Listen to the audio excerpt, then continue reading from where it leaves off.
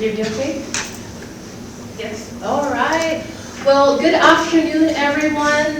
Welcome to the College of the Sequoias 4th Annual First Generation Celebration. My name is Rose Rodriguez. I'm one of the event coordinators for today, and I'm going to be joined by my wonderful and amazing colleague, Leah Velasquez, who is the engine behind this amazing event. As you know, this is our 4th annual First Generation College Celebration, and this year we are highlighting you guys, our wonderful science, technology, engineering, and mathematics students. Before we go on any further, before we jump into our amazing panelists, I do want to acknowledge kind of like the climate, not the weather climate, if you guys catch my drift. So first gen students, if you guys at any point have felt alone, a little bit lost during these uncertain times, please know that you are in a room full of staff members and administrators that are here to help you guys. We love you guys and we want to keep you guys here at College of the Sequoias. Sorry, I'm getting a little bit emotional here. So if you guys have those feelings of uncertainty circulating, especially with the November 1st, you know, if you guys catch my drift, please come and see one of us. As first generation students, we encounter obstacles and unique experiences, and we want to make sure that you guys feel our love and our support. Another thing, sorry, quick transition here, I have a short window of time here. I do want to let you guys know that this panel is being recorded. We do have many friends and family members that were not able to make it, so I just wanted to kind of give that a disclosure. I did also want to thank the EDAC committee. Through their generous support, we were able to fund this event and make it happen, as well as our wonderful administrators, many of who are in this room. Thank you guys so much for your wonderful support. And I do want to also mention that students, we do have some pre-selected questions for our panelists. We will be tackling those 5 questions. And now at the entrance, you guys also received an index card. So please go ahead and fill that out. And if you guys need something to write with, please also let us know. And somebody could go ahead and get you guys a pen. So we will go ahead and tackle your guys' questions afterward. Okay? And then one more thing. I do also want to acknowledge a very special guest and a very amazing supporter of our first generation students, our Assistant Superintendent and Vice President of Student Services, Jessica Morrison.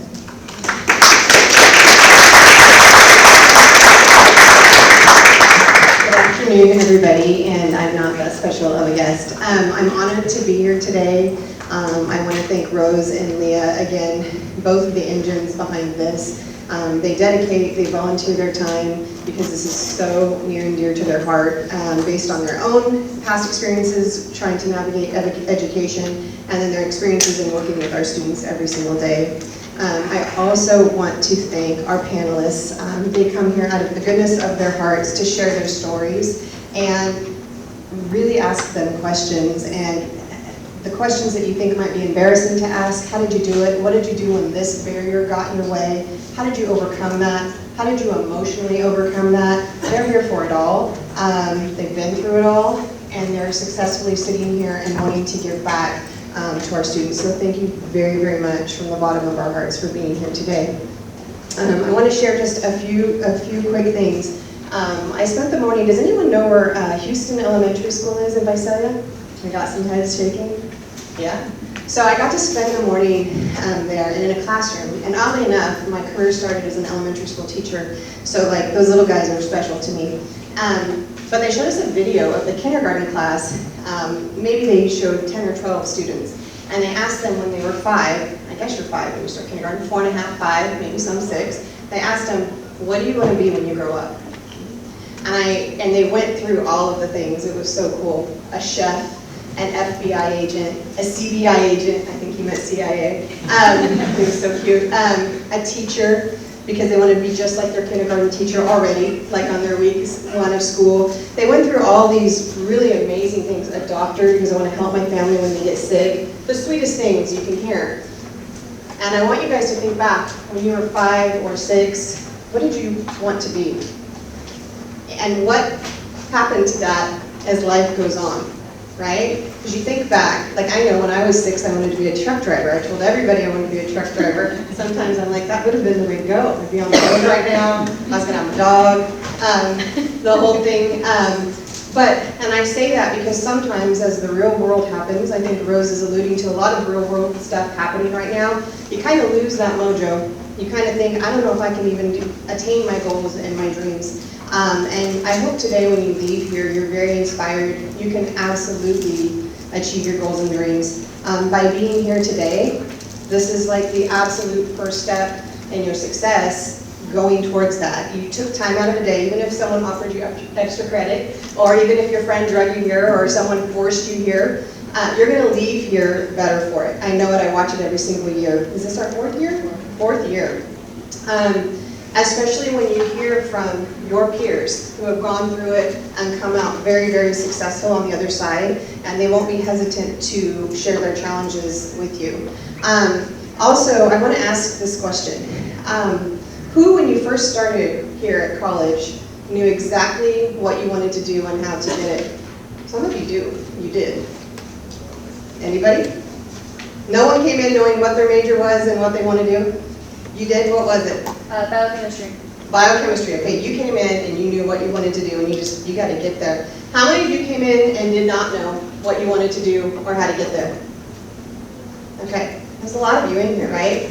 And I'm equally impressed with you as I am with those who came in and didn't do it. Because that's like me walking into a gym. I don't know how to use any of that equipment. It's so overwhelming, right? When everyone knows how to use all that stuff. But you walked in the door, and I'm going to start on the treadmill because I think I can figure that one out, right? And then I'm going to copy everyone, and then I'm going to figure out, and if I get brave enough, maybe I'll ask an employee, can you please show me how to use that equipment? So don't be like me in a gym, right? Be like you and all of these students with all of these resources where you ask constantly for the help that you deserve. Your tuition pays for it. And I don't care how your tuition is paid, it covers all of these services. So never hesitate to ask, how do I do this? How do I get on that pathway? And it's super impressive for those of you who don't know your pathway yet, or didn't when you came here, that you're here because you know that you're trying to create something better for yourself. And you're going to hear that message on throughout the day because your education can never be taken away from you. Never. And we all know that you can be insanely intelligent and not get a job because you didn't have the education behind you. So it doesn't necessarily equate to your intelligence. It equates to your knowledge and your wisdom, and it equates to your resume and getting the jobs that you want. So I just hope and pray that you will never, ever, ever give up. And that is the one thing. The minute you're going to try to give up, we know 2 people right here, sitting here that work in this campus, one in the general counseling, one in the transfer and career center, me in the admin office that you can come up and go, I'm about to give up and here's why. And let us talk you off that ledge, okay? Let us show you the resources. And sometimes you do have to step away for a semester, but we can teach you how to step right back in as soon as you figure out and solve whatever you've got going on in your family.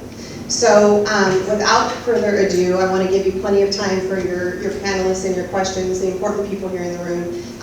But I just want to encourage you and empower you and know that COS is always here, regardless of political climates, regardless of what's going on out there. We are here to help you do one thing, and that is to achieve your educational goals and your career goals. So thank you for letting me be here. Thank you for inviting me. I'm honored to be here, and I will turn it back over to you, Rose.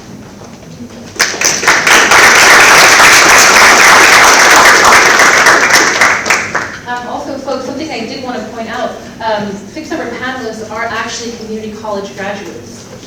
So I know oftentimes we hear that kind of like that stigma, like, oh, you know, my friend so-and-so went off to UC Berkeley, UC Davis, and I'm here at COS. Well, I'm here and I'm a college with Sequoia's Giant. So whenever you guys talk to your friends that went directly off to a 4-year college, remember, you are a giant, okay? All right, friends, so I know we're going to go ahead and jump right into the questions, and Leah and I are going to be sitting down, so if you kind of hear us but don't see us, that's because we want the focus to be on our panelist. All right.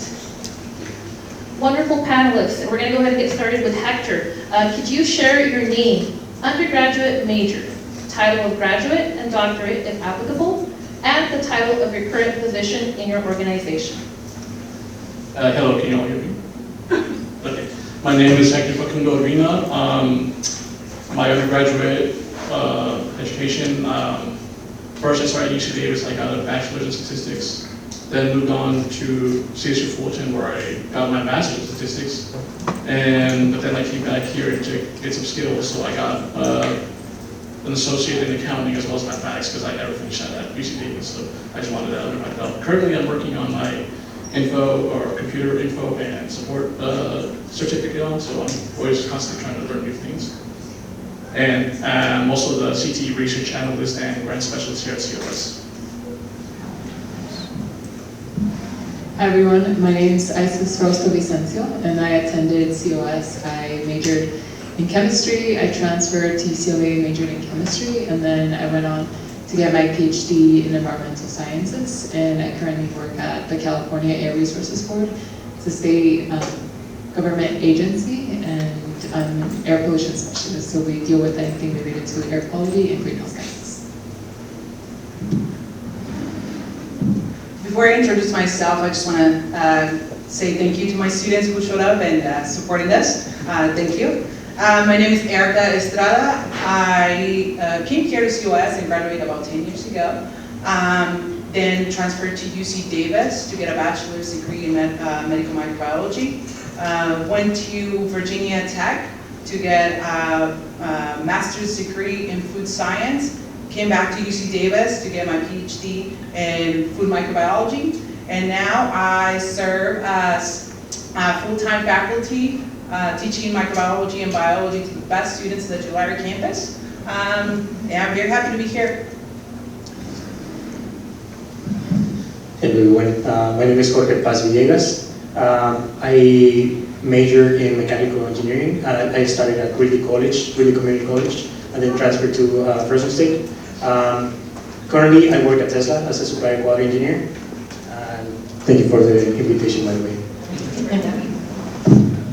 Hello everyone, I'm super excited to be here to share with you guys. My name is Cynthia Medina Tovar. I got married 3 years ago, so I was here 10 years ago when I graduated from COS. I studied biology and eventually transferred out to UC Santa Cruz, where I further my studies in molecular biology and developmental biology there. So I spent there 2 years.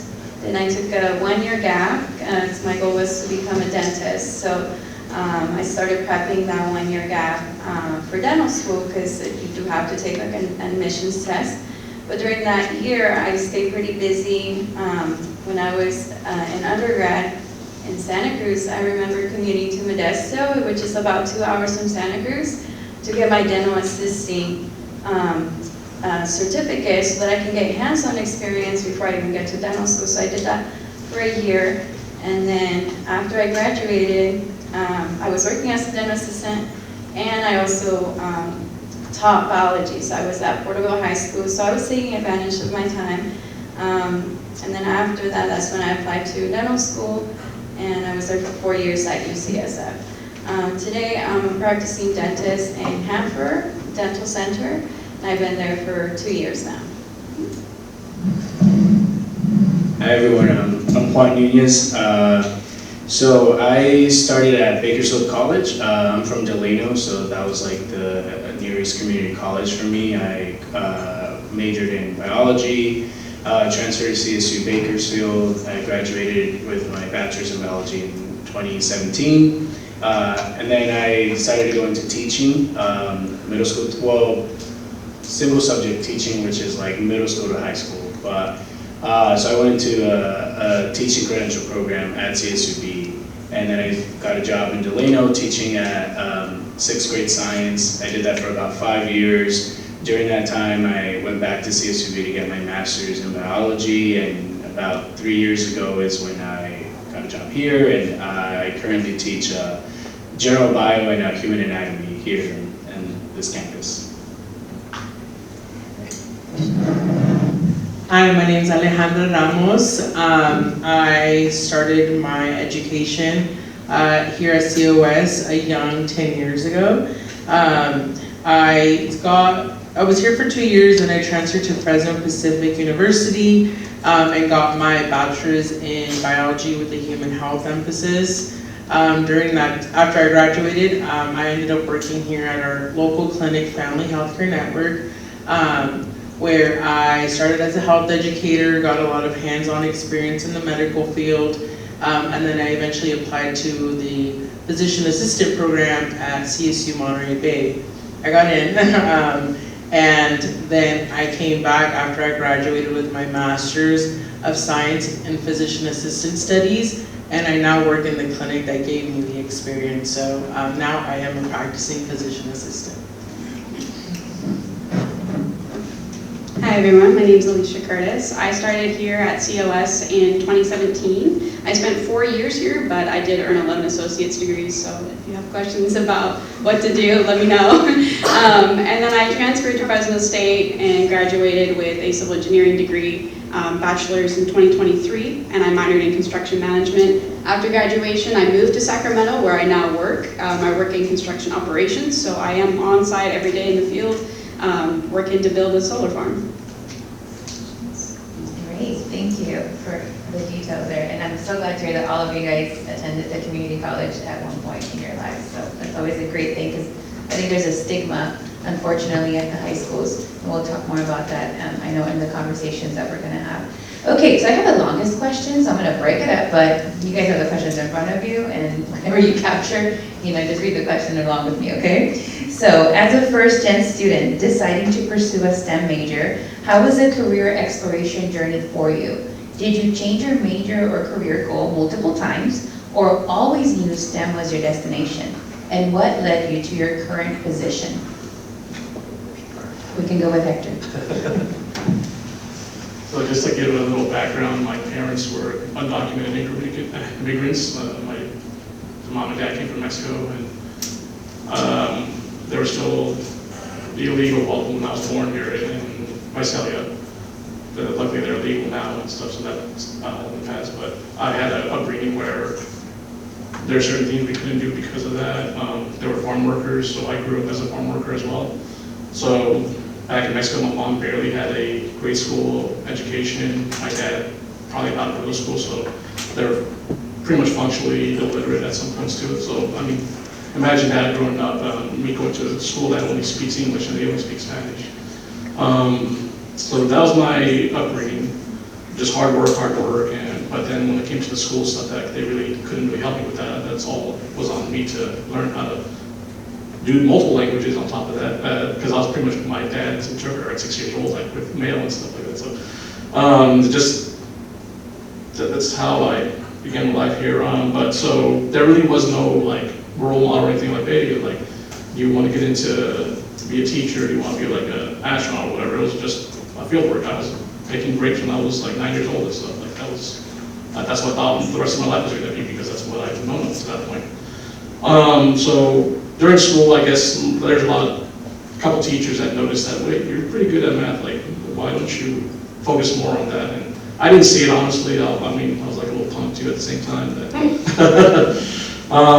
I think it was like in high school where the teacher was like, you're pretty good at math, like, how about we take you to like one of these competitions and you show up all these like other guys and stuff like that. So it was kind of like peacocking me a little bit, like, all right, I'll give it a shot. So I went to like this math competition at Fresno State, and like I got like 8 out of 100 like students or whatever like that, and it was like, why don't you like make a career out of that? It's like, you're pretty darn good at math. Like, I just never like thought about it, because like growing up, like I grew up around games and stuff like that, and if you were like a smart book type of person, like they picked on you, they thought you were acting white and stuff, and so you kind of had to hide that kind of thing, and so I was like, all right, well, I decided to, instead of like stopping at Algebra 2 at that point, like I went to pre-calculus, and then I took statistics in high school, my last year there, and I was like, either I go to COS or I'm going to take my shot at UC Davis, and I was like, all right, I'll apply to UC Davis, and then I got in with like a 3.14, my English was horrendous, but my math grades were awful. Like I think I scored like almost like a perfect on the SAT and stuff. So, But I got humbled at UC Davis pretty easily. You go from here at Mount Whitney, like, oh, find X or whatever in your math class, all of a sudden, like, your first calculus class telling you, oh, prove the fundamental theorem of calculus and stuff.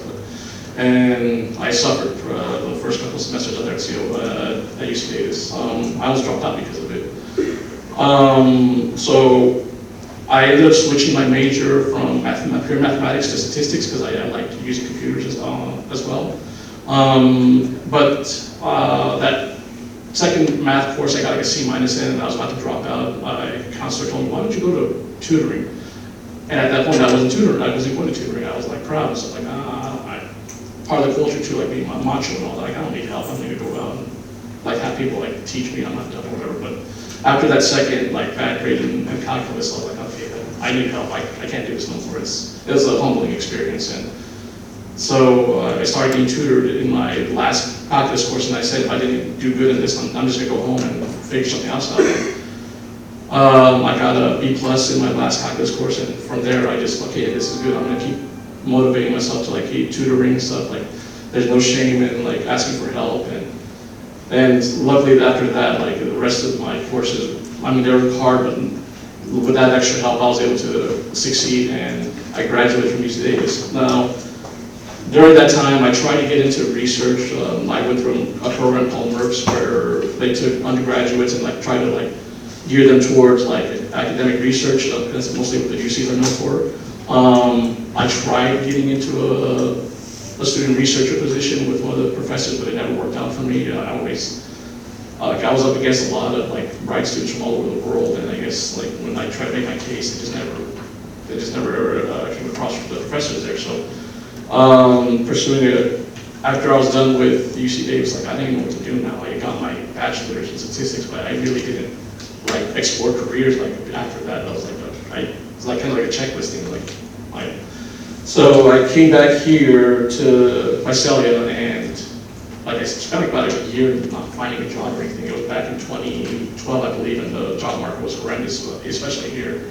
So not like I tried applying for banks and stuff like that. I was like, hey, I know math, like, and they're like, no, you got a bachelor's, like we don't need you here, kind of thing. Like you're too smart for us, kind of thing. And I was like, really? Okay. Well, after about a year, I just decided to take a shot at teaching, so I became a substitute teacher here at VUSD.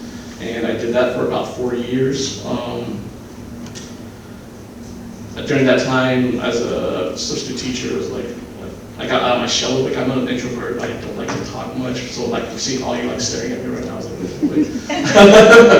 but and people that know me personally, like you became a teacher, like you were like a quiet kid and all that. I was like, yeah, I like teaching. I like to explain mathematics, and it gives me joy and all that. During that time, it kind of is kind of like a dead end, because like unless you have like a bachelor's like in a certain teaching thing, you really don't move up from substitute teacher. So I kind of like, okay, after 4 years, like what do I want to actually become a teacher and go back to school?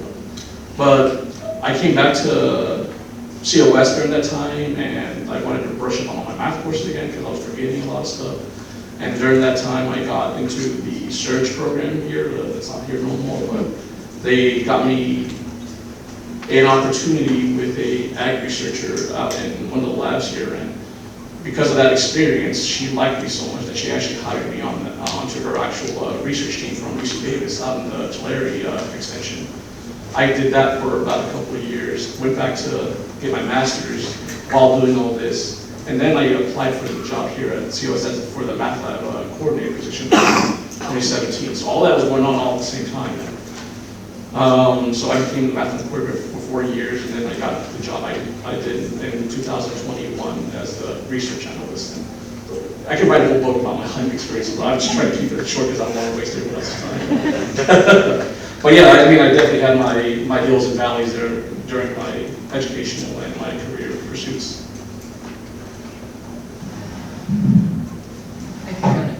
So for me, I grew up in Mexico, in Zacatecas, and that's where I discovered that I wanted to be a scientist. But there's not too many opportunities in Mexico, and I was dreamed of coming to the US to pursue an education. So that opportunity presented itself when I was 17. So my family moved to the US, and then I thought I was behind. I hadn't spoken English in a long time. So I enrolled at COS, and fortunately I discovered the Mesa Center, and Dwayne was over there, so he became a great mentor. But here I discovered a lot of resources, internships, scholarships. I think the hardest part was not knowing how I was going to pay for my education. I was the first one in my family to go to college, to graduate high school. So everything was unknown, but being at COS with like-minded students that were that had big goals, I think that really helped me, and feeling that I wasn't alone. So at COS, I went to conferences. I did an internship at UC Irvine, and then got a NASA scholarship that was basically like a full ride. Also, other scholarships that helped pay for UCLA. So it's not like I just went there and everything happened. Like there was a lot of work that happened before that. So that's what I would share with you as an advice. Like take advantage of all the resources. You get emails probably from your professors, like Dr. Stella, or counselors with a lot of resources. Please read those and apply. Like if you don't apply, you won't get it, but if you apply, you have a big chance. So when I was at UCLA, that's when I knew I wanted to do the environmental sciences, but once you look at a field, there's so many things that you can do with that, especially if you want to focus on research. And like Hector said, getting into research is hard because you're applying to a professor's lab. So, and I will tell you a secret, the easiest way to get into a research lab is to go to the graduate students, and they're probably your TAs. Just talk to them, they'll be like, yeah, I need help running samples. So that's how I got into a research lab at UCLA,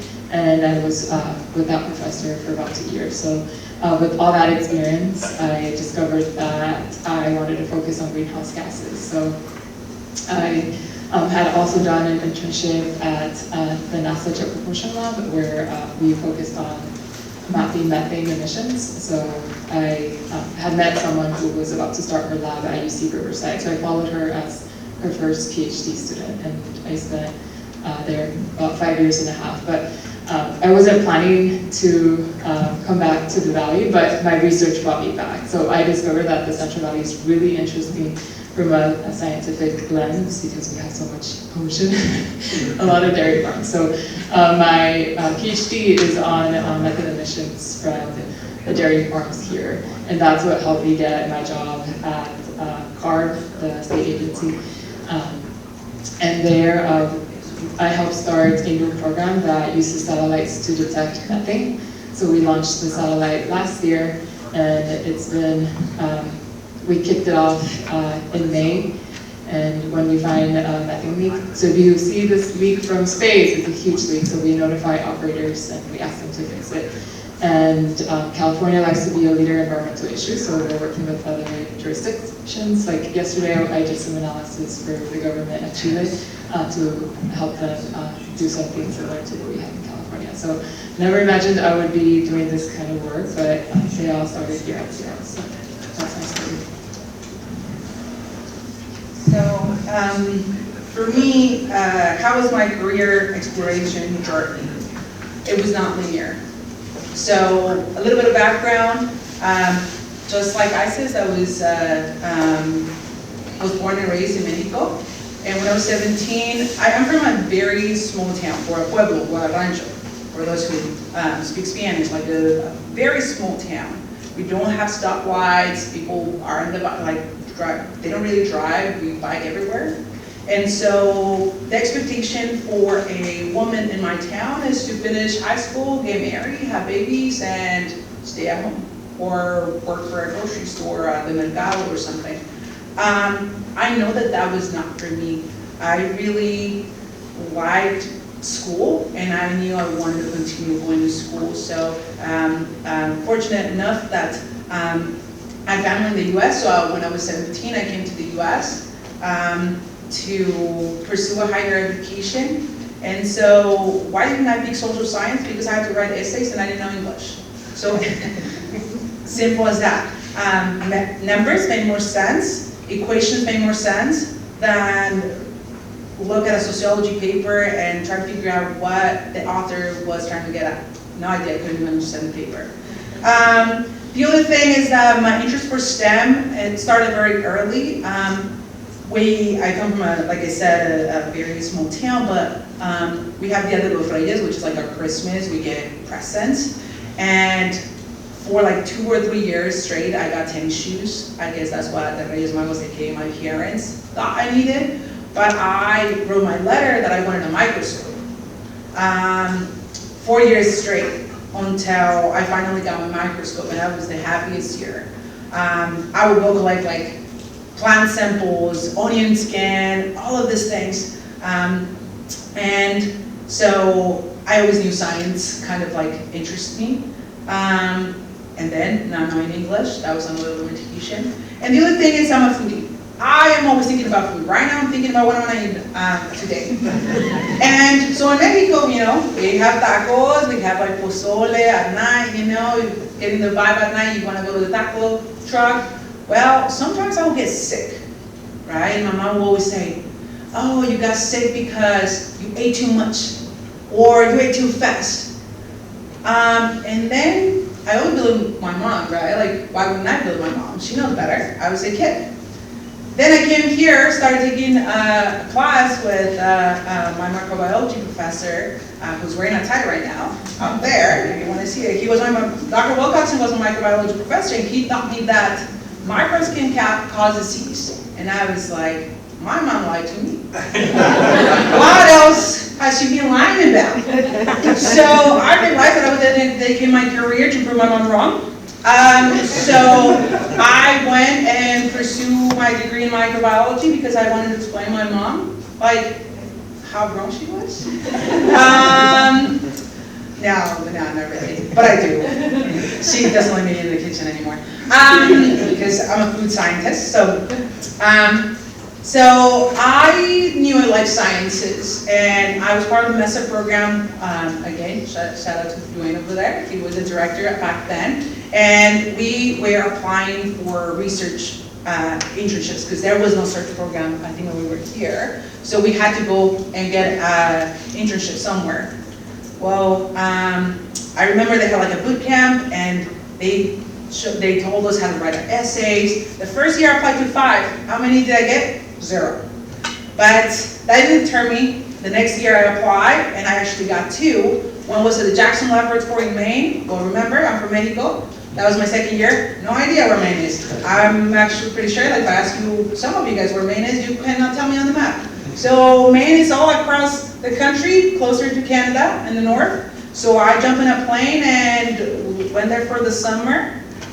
Culture shock. Some people had never seen a Mexican before. So they were very interested. And so I did cancer research. I did cancer research there.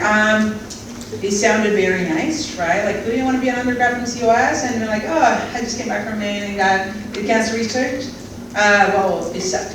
I figured out that that's what I didn't want to do, right? And I want to tell you that it's equally important to figure out what you don't want to do, because you don't want to pursue a career and then finish your degree and be like, I don't like going to work, right? Which, great, you can come back to COS, you can go back, but you want to get it right the first time if you can. And then, so I did different internships, biostatistics, microbiology, and the only one that I liked was microbiology. And last thing, sorry, how did I find food science? Well, I wanted to be a microbiologist. And when I was looking for grad school, my microbiology kind of journey of like what I would look for grad programs, they would say like, oh, you go and investigate the protein of the bacteria or how it moves this flagella. That made no sense to me. I wanted something that was going to impact my community. So I was flying back from a conference and I sat down next to a person that was working on the presentation. Then I saw they have avocados on a bucket, and the second slide had Petri plates. And I looked over because I'm a chismosa or noisy person. So then the person had their headphones, and then they said, I'm faculty at UC Davis. And I was like, I go there. And then so I was like, excuse me, are you a faculty? And then it's like, well, like you're seeing my screen. And I said, what do you do for a living? And then he said that he was an extension faculty and in food science. And I was like, what is food science? I love food. Like, what are we gonna do there? And he explained to me that there's food safety. So his job was to reduce outbreaks and how can we prevent cross-contamination in our food. And his presentation, he had just gone to Michoacan. Do you remember where I'm from? I'm from Michoacan, where we grow tons of avocados. And then he said, you know, the avocados that we import here, we make sure they're safe so that you can eat your guacamole. And I was like, this is microbiology, this is applied, this is like my culture. So, and I said, hey, do you need any help? Like, I'm happy to help in any way. And he said, yeah, just come on Monday and you have a job in my lab. So I went there on Monday, and that's how I discovered food science, and that's how I ended up going into my master's and my PhD. Moral of the story is that talk about your passions. Never be afraid to speak to someone and tell them what you like. You never know if that person might give you a job or connect you with with someone. So figure out what you like, figure out what you don't like, and what you like, talk about it. Tell everybody, because you never know who's going to connect you. I'm not surprised, but I'm glad that actually our stories, at least so far, are really similar. I actually also grew up and was raised in Michoacan, Mexico. I came to the US when I was 17. I didn't know any English, so that was one of the, it's actually connecting to the next question that we have planned basically. But I have always had a passion, or at least some interest for math, and pretty much trying to understand how things work. When I was 11, basically I decided that I wanted to be a civil engineer because I met my professor's brother. He was a civil engineer, and they were working on pretty much getting a mangoes orchard ready. They were working on loosening the soil because my professor was pretty much the owner, and on my free time I was working for them. And I met the civil engineer. He talked about basically what he did, his educational path basically, and I was interested when I was 11. Basically that was my plan when I was in Mexico, like trying to figure out how to do it. I was also from a small village or a small town community over there, and it was difficult even like thinking on, okay, what am I going to do, because the nearest city or the university was like 4 hours away driving. Am I able to even pay for it? But then the opportunity was presented to me, and I moved over here to the US. It was a shock for me, especially, well, I came to the Fresno area in which a lot of people speak Spanish. So it was, even with that, it was a shock for me, like not even understanding what was the next step for me. Because I had a plan over there in Mexico, and I didn't know how I was going to get there, but at least I had something in mind.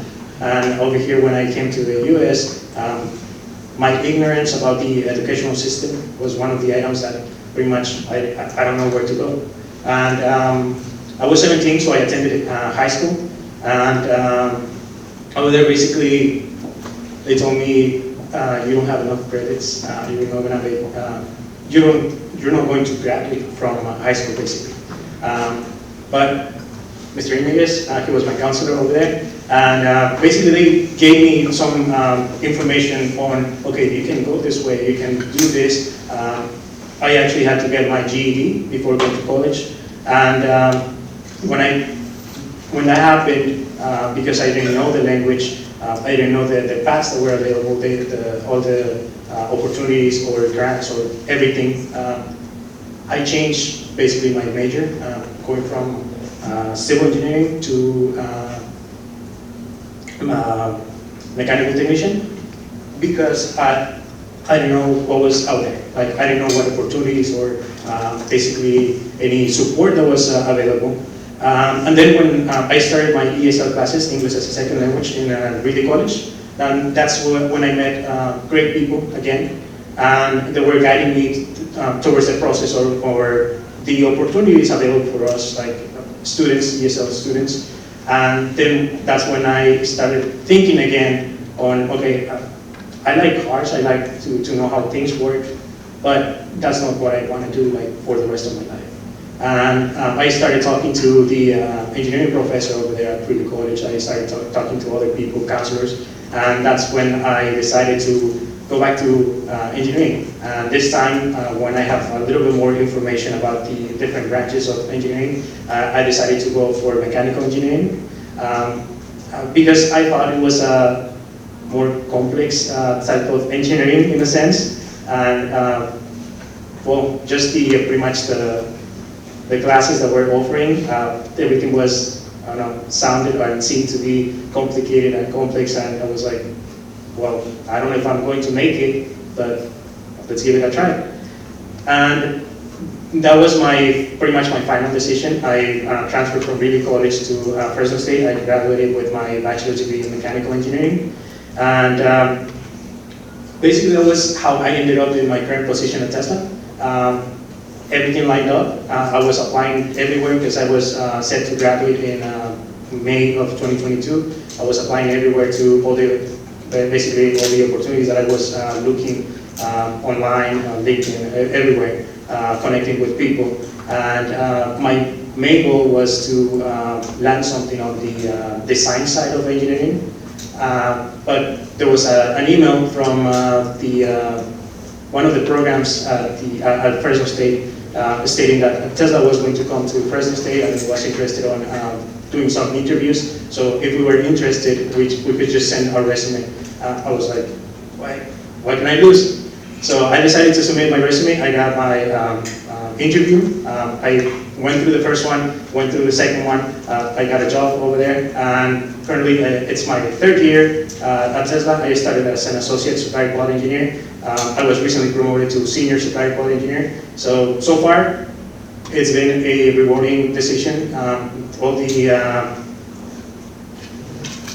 Basically, everything that I went through, or all the decisions that were made, sacrifices, whatever, everything that was along the path was worth it. And basically just going back to what she was mentioning, in which there are so many resources out there.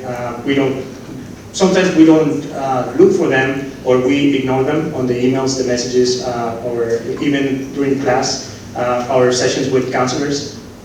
Even sometimes we don't even know that there are counselors that can support us on making the decisions or guiding us through the process. So that will be my message, my message for you guys.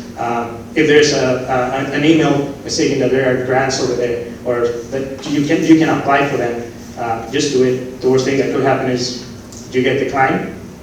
But what if you get the grant? And what if, I don't know, you land a position that you didn't even know that existed, which was my case. I didn't know that there was a supplier quality engineering field out there for me. But yeah, basically, that's the message that I want to pretty much convey, in which even if we don't make it, or we don't get the grant or the position that we're applying for, we cannot lose anything. Sometimes it's just a good practice, talking about interviews for work.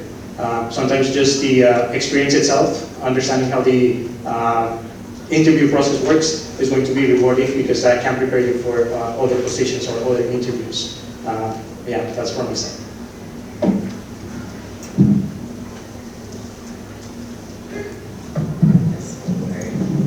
So yeah, just going back, I'm very glad that we're connected somehow. I'm also a first-generation student. My parents are also from Mexico too, and I'm born also in Monterrey, Nuevo León. So I moved here when I was about 11 or so. So I was also, learning English, moving over here. Growing up, we also didn't have like all the resources. So you kind of really, embrace in your head, like there's got to be something more than just being a farm worker like my parents were. It was always that little seed, like, I have to prepare for college, do good in school. And I didn't always think I was going to be in the sciences, but I'm the oldest from my family. So I remember taking my parents to their doctor's appointment and translating for them. It was always like, I kind of early on realized that there's really a gap, okay, in health literacy for a lot of like the Hispanic communities. And that's kind of how I wanted to really make a difference in the future. I knew I wanted to be something in healthcare. I just wasn't sure. And I knew that early on I just needed to stay focused in school, get good grades, and stay in the sciences. Whether you want to be a doctor or a pharmacist, anything related to health, STEM was the way to go. And so when I came to COS, I had that in mind. So I really, made myself available for all the resources available. MESA, like you guys were talking about it. I remember also the program Surge. It's no longer available anymore, but I remember doing a couple internships in Surge. So it kind of really opened up my mind to what's really here in the Valley, okay? Because you think of bigger cities like San Francisco, LA, and you think of like big tech jobs, but really we're here in the Valley, so what opportunities do we have here? So I took advantage of those internships.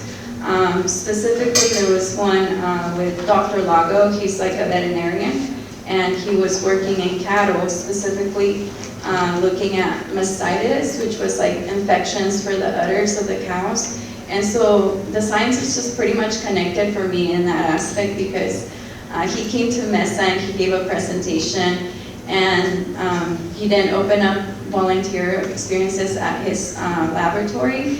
And so that's pretty much where I got my hands on with research.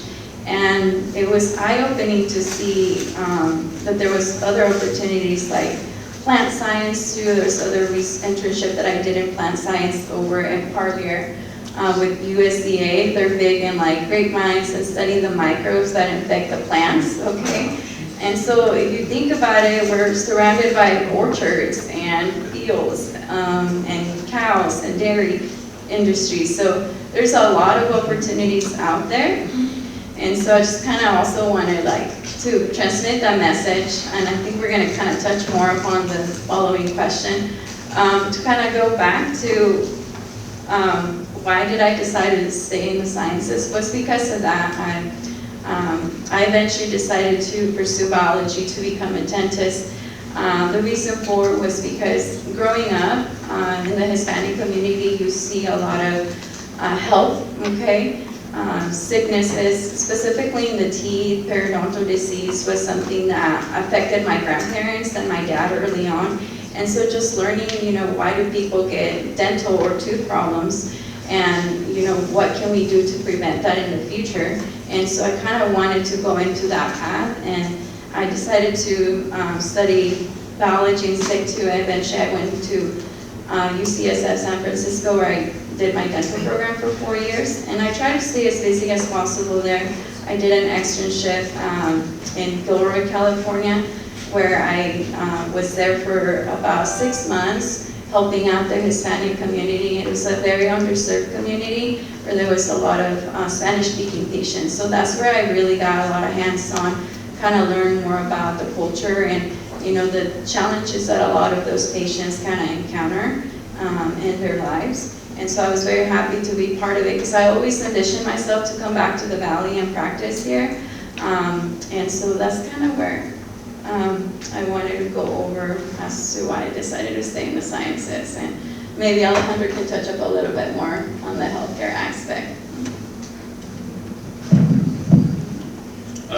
For me, like, my career pathway or getting into biology was guided a lot by like me having to stay here in the Central Valley and like help out like my household, and also just not, as a first-gen student, I didn't really know much about like what resources were available to me, what grants were available to me, so I felt very limited, and I felt very like when you grow up with like immigrant parents that are farm workers, like you kind of tend to stay kind of hidden or stay under the radar and not ask for a lot of help or not ask for a lot of resources.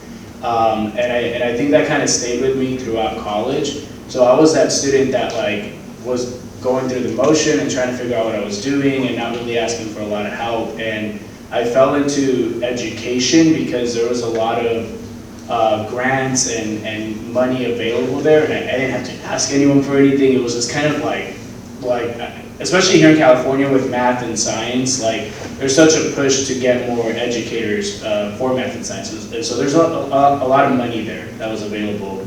And I stayed in the Central Valley my whole like educational career just so that I can stay at home and help out like my mom and like with bills and stuff like that. So for me, it just, with all that grant money that was like readily available, and for me it just was an easier, not an easier, but a maybe easier option to stay in education and pursue education, and specifically science. When I was in school, that's like the one thing that clicked for me. That's the one thing that I understood. And if you're in STEM and whatever type of science you're in right now, if it clicks for you, if it's something that you understand, if it's something that makes you curious and excited to learn more about, I'd say like that's something to stick with. And then what also kind of guided me towards education is that I was a little bit more timid and more reserved, and at my college, a lot of the biology professors didn't look like me, and I had a really hard time like talking to them or building that relationship. And I would say that that's one of the things that's really needed to get into a lab or work with a research professor, is you got to build that relationship. And when you grow up kind of staying under the radar, it's hard to like get out there and talk to a professor and say like try to build that relationship. But looking back, I wish I would have done it, because now that I did my bachelor's and my master's and my teaching credential at CSUB, so I got to like really know a lot of these professors. But at the time when I was going through my bachelor's, I was scared of them. I was like, I don't know what to talk to them about. I don't know how to build that relationship. And if you're trying to get into their lab so that you can build work experience and just build experience and get into some other program, I mean, I'm sure you guys can talk more about that, because I completely avoided like the research pathway, because I was too scared to like talk to the professors and get into their labs. And I was like, right, like, what are they going to see in me, or like, what are they? I don't know. It was just, I don't know. And so that really like pushed, like kind of gently pushed me into education, and thankfully, like I really like fell in love with it. I was doing like summer programs that were paid, and so that was helpful to go like teach at summer camps for STEM, and these were things that were available through through CSUB, through my school. So it really was just about the resources that were available, and not really having to like push myself too much out there to ask for help. And I'm not saying to do that. What I'm saying is don't do that. Like, it's hard, especially if you're someone that is timid. Like, get yourself out there. Like, if someone's a professor, they're in this field because they want to help, because they want to talk to students, they want to help students be successful. That's why I'm back here, because like I want to be a part of that. I want to be a part of seeing like my students being successful and reaching their goals. So even if you see a professor that's like just like not emoting or just looks very like hard to talk to, I promise you, like a lot of these professors like want to help you out.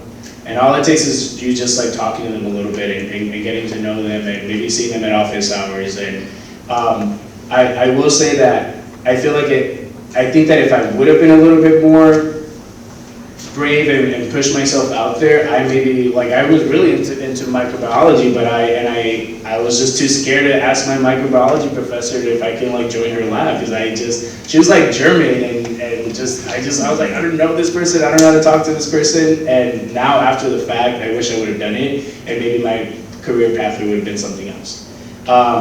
So learn from me, like put yourself out there, talk to your professors. And I also want to say, like, if you need to stay in the Central Valley, like I did, like if you need to be helping with like family, there is a lot of grants and a lot of scholarships and a lot of opportunities here. Don't think that you have to leave that to be successful. You don't. Yeah, I feel like I'm ranting now, but those are some of that was like my experience going through my college education. Yeah.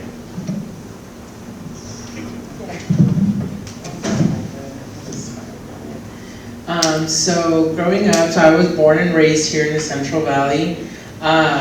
Growing up, I was in and out of hospitals and healthcare, so I was a patient, and I was always scared of the doctors. Something that I was super scared of is like not knowing what my healthcare, what the benefits are for certain treatments, and doing certain surgeries and procedures, and so I was constantly in and out of doctors' clinics. And so when I was here sitting in the same chairs as you guys, again, 10 years ago, I wanted to go into science because I really loved it. I really had a passion for learning about the human body, biology, and so I was like, you know what, something that kind of covers the whole umbrella is biochemistry. So I was like, I'll do a biochemistry career or major. I didn't like chemistry. Bless Dr. Mendoza and Dr. Rodriguez, their chem labs were insane for me. So I went from biochem major to biology because I was not wanting to take chemistry. And then, I don't know, for some reason I thought I was a physics scientist and wanted to explore a little bit more in physics, loved it. But then I just kept coming to bio. And I really learned from my classes that I was taking here that, you know, what is it that pulls me? What is it that interests me? And I always came back to the root of it. You know, I want to go into healthcare. I'm either going to be a doctor or a nurse. Those were literally my options in my head, being here as a student. And so I was like, all right, let's see what it takes to get into the medical program. It takes these courses, it takes this experience. All right, a little expensive. Let's look at the nursing program. And so through the MESA Club, there was a grant to cover a visit to UC Davis, the health conference there. Again, I think I was a freshman at COS, so I went. And so there, they talked about all of these professions: nurse practitioner, physician assistant, radiologist, ultrasound, medical doctor, there's two, DO and MD, and I did not even know that. And dentist, of course, like Cynthia, and so just so much stuff that I was like, oh wow, like this is pretty interesting, you know, I want to see what it takes to get to these next steps. And so people that I saw that were, I'm gonna be honest, enjoying their lives were the physician assistants on stage. So I was like, let me explore a little bit of what it takes to be a physician assistant.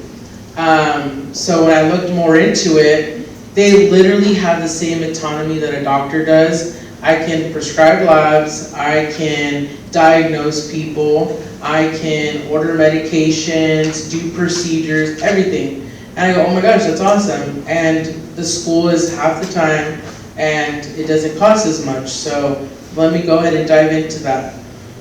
So that's when I ended up getting my full bachelor's in biology from Fresno Pacific, and then started working as a health educator, as a care coordinator, because it needed some patient and healthcare experience.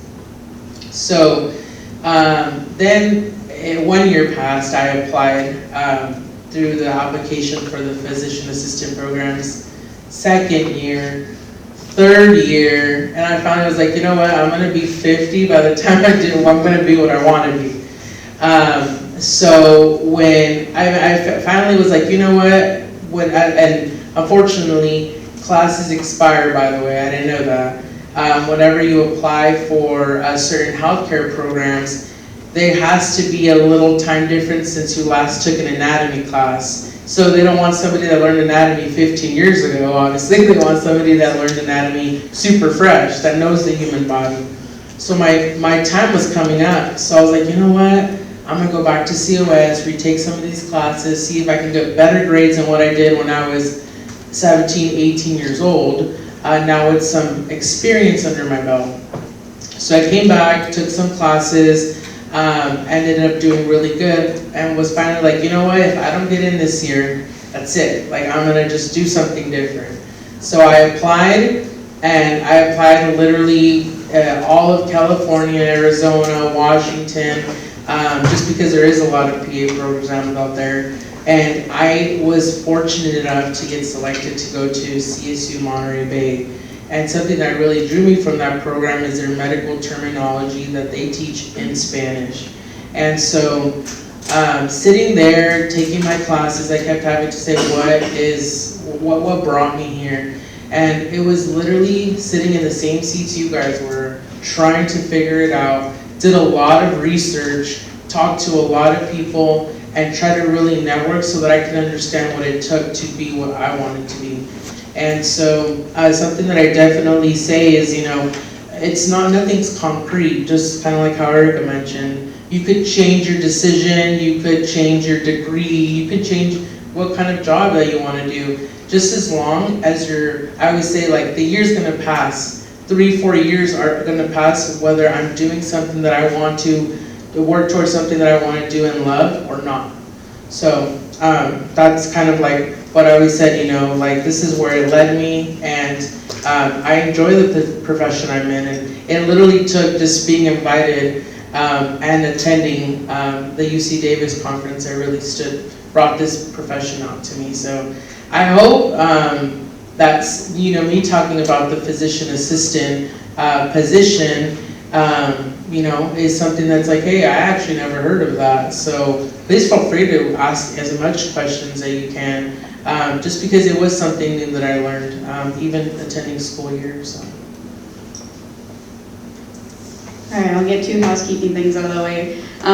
First, I'll let my fellow alumni comment about mechanical engineering being a more complex slide. The second item is I did realize I forgot my title and company because I'm so excited. I'm a senior project engineer for McCarthy Building Companies. And I actually went into engineering because it was so broad. I didn't really, if you look at my academic journey, it doesn't look like what I'm about to tell you. But I actually didn't know what I wanted to do for college. In high school, I wasn't even ready for college. I was taking college classes at COS while I was in Hanford at Hanford West. But I actually didn't even do that college entry exam. I went to the exam, scheduled it last minute, brought my calculator, and then it died on me during the exam. And I went, you know what, this is a sign. I don't need to go to UC or CSUs.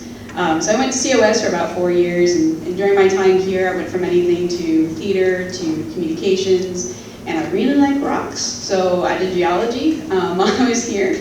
But it was always up and down. It wasn't really like a straight path for me. I didn't really know what to do. I didn't know anybody here. None of my friends went to college here at COS. They all went to Fresno State or UC Davis or even UCLA. So I was pretty much alone, and I was from Hanford, so I was commuting every day, 30 minutes, there and back, which doesn't sound like a lot, but obviously if you're a STEM student, that time racks up really fast. So it was pretty interesting. And then I actually didn't know about construction very much. My uncle was a crane operator, but I didn't really understand there was a construction management kind of like degree path.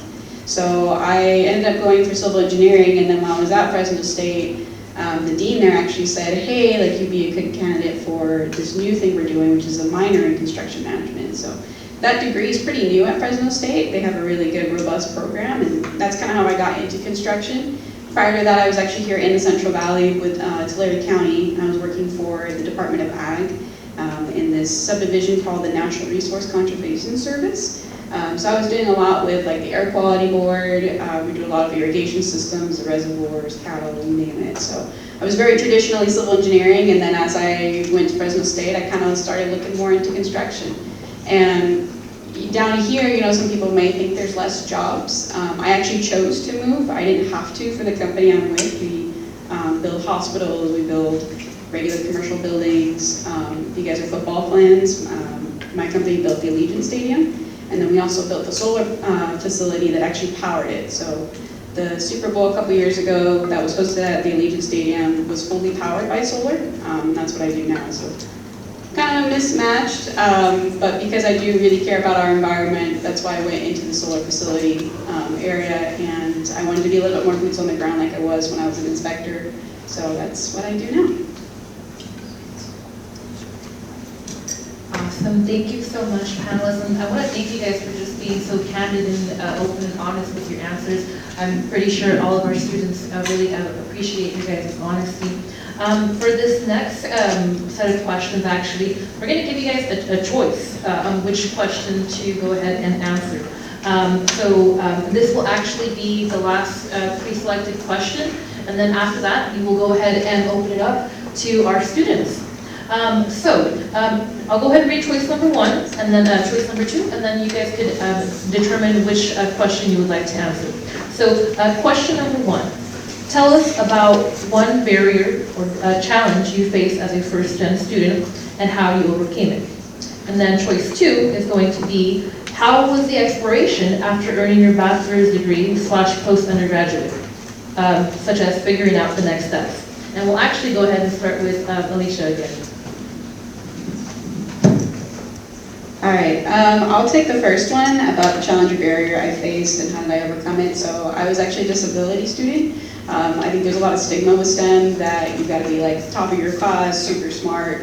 I was not great in high school, so I actually started with trig. So that's part of the reason why I took longer here at COS, is because I gotta go to trig and then pre-calc, calc 1s to 3, differentials, and then linear. That's the entire path. I did also do the entire physics path, so as somebody who wasn't initially good with math, I got there. And then I didn't have my accommodations when I started at college because I didn't understand how that worked. Again, as somebody who was the first in my family to go to traditional college, I didn't really understand what those programs were or what it looked like. When I really had a health scare and I really struggled, specifically chemistry, ironically, is when I got help. And so then I started with the disability program and I got testing accommodations. And I just want to briefly say, obviously, if you get testing accommodations, it's not because you need it because you don't think you're as smart. It's because generally if someone like me has an episode during a test, I need that equitable time and space to make sure I can do the same thing and perform just as much as my counterparts.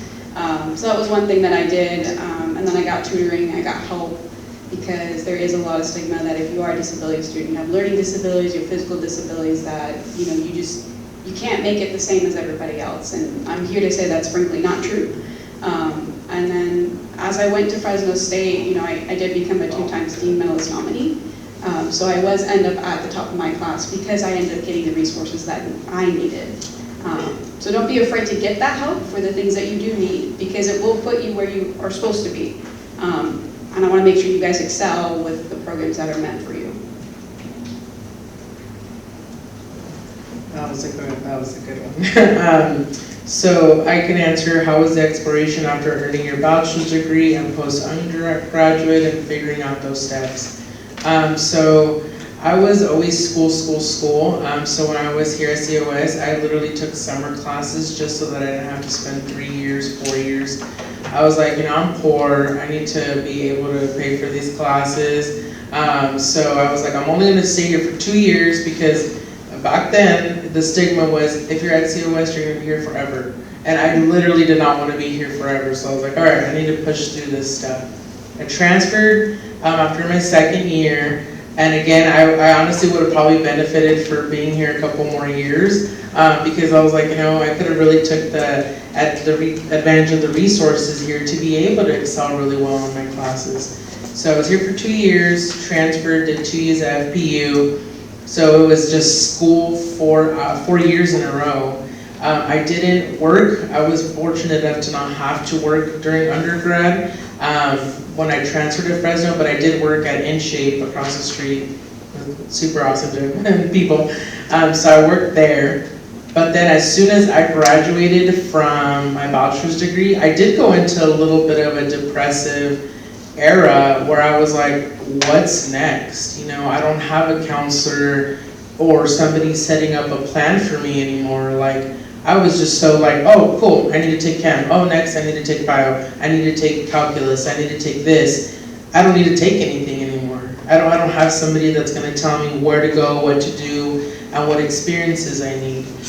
So then that's when I eventually, applied to the certain, I guess like certain positions that I was in healthcare.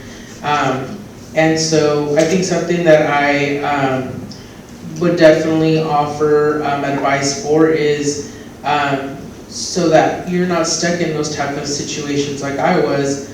Try to explore certain fields that you're interested in while you're in undergrad. Really took the time to be like, you know what, healthcare does interest me, engineering, math. Looking to see what resources or people you can shadow during that time so you get exposed to what the plan would be after you get your bachelor's. And so I was really fortunate enough to have people to reach out to me and offer me those resources, but a lot of it is just, taking that extra step to get those experiences. I got my phlebotomy license as an undergrad, so I was able to have a job right away as undergrad as a phlebotomist. So just I always encourage, don't fall into that like just school and just abruptly have that stop, because then sometimes you're gonna feel like, oh my gosh, like what do I do next? More school, job, what do I do with the biology major and bachelor's degree? Like I can't, go work at this place because they're gonna say you have your biology. So it's just really good to try to get those resources while you're undergrad and have the time to be able to see what those next steps are. Because unfortunately life doesn't have a plan, doesn't have a counselor there helping you with your classes once you're out of school. So I think that's just kind of like some advice, and it's okay to not know the answers now, but definitely work to try to come up with those solutions and get those experiences. I kind of want to talk about both of the questions in a way, kind of merge them. So the challenge, the barrier, and then like coming out of getting my bachelor's has always been money, unfortunately. Like it's just sometimes when you're a first gen student, you might be coming from a family that doesn't make a lot of money, and that is going to be a big barrier. And if you're interested in education, I just kind of want to drive that point. Like when I graduated with my bachelor's in biology, I remember like one of the first jobs I applied for was like, they were gonna pay me minimum wage. And I was like, what? Like I took like 6, 7, 8 years, because it took me a while to graduate, and I'm gonna be getting paid the same as I would any other job. And that was really like, honestly, that kind of was really crushing for me, because I spent so much time, and I'm not gonna be making that much money. And that also kind of helped me shift into like education, and like I was substituting while I was getting my credentials, my teaching credentials. You can intern as you're getting your teaching credential, meaning like you can be a teacher of record and be making like pretty good money. There's a lot of grants and like loan forgiveness for people that are in education for math and science. So if that's something that interests you, like definitely talk to me about that. There's so much money available there, and then also on top of that, like you really do fall in love with education, because you become you become a part of your community, and whatever community you're teaching, and you're really there to see people along the way. But yeah, that was the barrier. It was really just like money and grants, and I just want to say, like, if you're interested in education, let me know, talk to me about it. There's so much available there for you. So I would like to talk about the challenges that I encountered during my journey, and a little bit about what it was like to complete my profession and then finding a job. I want to say one of the early concerns or barriers I had coming here to COS was thinking about, could I make it to dental school? Could I be a good, strong applicant? Because to be honest with you, applying to dental school is very, very competitive. You have over 2,000 applications for only 60 to 90 seats. So, as I was here, I did a lot of research. I had to email the schools, find out if they accepted my prerequisites here, like Gen Bio, Gen Chem, everything, calculus and organic chemistry, because some of the schools would be like, well, no, you need to have 4-year courses. And so I kind of just, I did a lot of research. I made like a spreadsheet of all the schools that I was, had a green line applying, and I applied to all the schools that I could possibly could. But again, it does get expensive, so I did have to budget myself adequately. Good thing, I had a job. I was working as a technician with the veterinary that I had mentioned. I was fortunate enough to have some savings. But that was pretty, the question, could I make it? Could I apply? Could I be one of those seats? And just like navigating the whole process to taking the admissions test, as well to finding the resources was one part. The second challenge that I encountered was when I actually transferred to the 4-year. It was like, holy moly, it's like a whole different world. Because you have students who were there since their first year, freshman, sophomore year, so you know that they've known each other. So if there's one thing I would recommend when you do transfer to the 4-year, make as many connections as you can. Talk to as many people as you can, because those people that you first speak during your orientation days are probably going to be the people that you're going to know for the rest of your career, okay? The people you're going to graduate with together.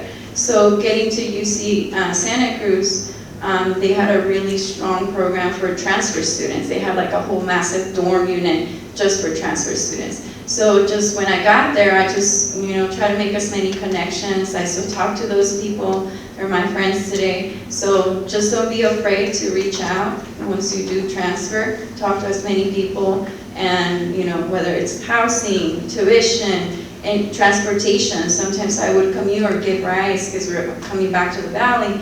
I remember just like giving people rides to Modesto, Madera, because we're coming back in the 99. So that was, something I also wanted to share, transferring out. And then when you do graduate, it's like, okay, kind of envision yourself, where you see yourself working. Because, right, you have a title, whatever it is. Start looking up those companies. What kind of jobs do they have available? Like a lot of my peers up here were saying, you don't know those titles unless you start talking to people, researching, like just Google, like, oh, what kind of companies is there here in the Valley that are, in the dairy industry, okay? They have microbiology labs, or in tech, just start looking up and kind of have a goal of where you're headed, because that's always helpful. And I think that covers. I would like to focus on the second question, which was about the exploration after earning your bachelor's degree. And I think we need to start before actually graduating. Or at least I'm talking from my major, which is engineering, and I think it's applicable for everything. But internships are going to give you the experience for when you interview, and also it's going to help you to explore if the job that you're going to be doing during your internship is actually something that you see yourself doing in the future. At Fresno State, I had the chance to apply for the VIP program, which is a group of companies that basically offer internships for engineering students, and they are 6 6-month internships. For me, I did one in project management, one in design, and from there I decided, or my mind was leaning towards design engineering, or basically from mechanical design engineering to be my job after graduation. It didn't turn out to be that way, but I still applied whatever I learned during my internships. I applied during my job. I did a lot of solid modeling, which is basically utilizing CAD software to create components, and then 3D printing them, or even like sending them for pretty much production at one of our suppliers. What I'm trying to say with that is that all that experience that you gained during your internships is going to transfer not only during the interview process, in which the interviewers are going to ask you about your experience. Like, tell me about one time that you faced something specifically. And that experience that you gained during the internships is going to help you answer those questions. That's going to help you also, those experiences are going to figure out what you want to do in the future once you graduate. And also, some of those skills that you gain during the internships are going to be transfer to your job once you start in the field. So I think I wanted to focus on that, in which we don't need to wait until we graduate. We need to start before that, just to pretty much do internships, creating connections with the students, with professors, with I don't know, when you do your internships, create connections with the people you work with. And I think that's the one way in which later you can identify where you want to work in the future. Do you want to pursue a master's or a doctorate degree? Or if you want to just stay with the bachelor's degree, start working, and then get some certifications in the future, which that's pretty much what I'm doing right now. I got my bachelor's, but I'm working on certifications that are relevant to my job right now. All right, so I'm gonna add up something that is a question, and I will try to be as quick as possible. So people, you hear about internships, you hear like money, it is a barrier, right, for a lot of us, right? As the first gen students, especially from the Valley, a lot of us are not only first generation, but also coming from low income families, and we hear internships, right? We told you there's not a lot of internships here at COS, unfortunately, but half of us probably have done externships somewhere else. So if you are interested, please let us know, especially if you're from STEM. There's a website, and okay, yes, I want to go to Maine, but I don't have the money to do so. We did paid internships. Like back then, in 2014, they paid me $7,000. They paid for my traveling, for my staying, for my meals, to spend 10 weeks in Maine. And they, on top of $7,000. Okay, so right now, because of the economy, I'm sure they paid more than $10,000 to do an internship when they paid for your room and board. So don't be afraid, you just gotta ask the right person. They are paid for. Also, Isis and I, we made money out of going to college. We applied for every single scholarship that we got on an email. Right now, the COS scholarships are open. I told my students, I can be your be your recommender. Apply for those. Yes, money is an issue, and it will be. They are opportunities. COS, you apply one time, apply for all of them. Both of us made money every year. Because there's not a lot of people that apply, unfortunately. The other thing, okay, you talk about grad school, you know, master's, PhD. If you want to go in science, I went bachelor's, master's, PhD, full ride. I got paid to go to school.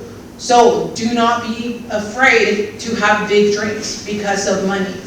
Okay, you will find a way to pay for that school. A lot of masters and PhDs are paid for. And the worst thing that can happen is a UTA. Okay, well, but they will pay for your tuition. There's the way.